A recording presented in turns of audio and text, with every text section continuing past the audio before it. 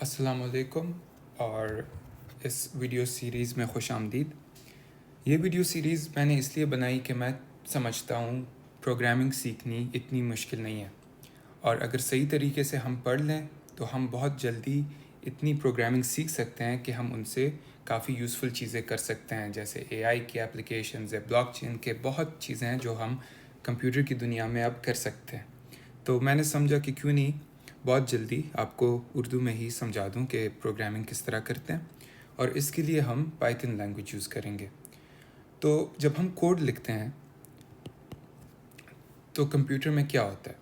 جب ہم اسے ایکسیکیوٹ کرتے ہیں، آپ نے کچھ کوڈ لکھ لیا، وہ کچھ کرتا ہے، ہم اس کمپیوٹر کو بول دیتے ہیں کہ اسے اس طرح زبان میں کنورٹ کر لو جو ہمارا CPU سمجھ پائے گا۔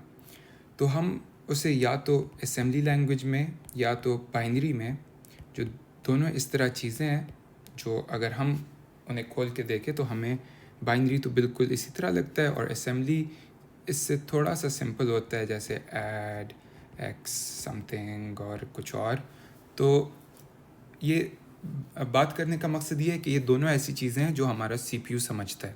تو ہم پائتھن انگلش میں لکھتے ہیں یا پائتھن لینگویج میں جسے ہم سمجھتے ہیں، پھر ہم اسے کنورٹ کرتے ہیں ایک ایسی زبان میں جسے ہمارا CPU سمجھتا ہے۔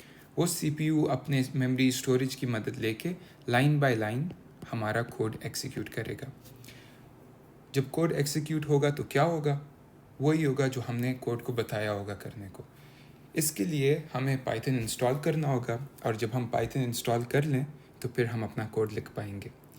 لیکن میں نے سمجھا کہ پہلے آپ کو ایک اوور ویو دے دوں کہ سب لینگویجز میں، صرف پائتھن کے لیے نہیں ہے، جب بھی ہم کوڈ لکھتے ہیں وہ کوڈ ہم ایسے لینگویج میں لکھتے ہیں جو ہم سمجھ سکیں۔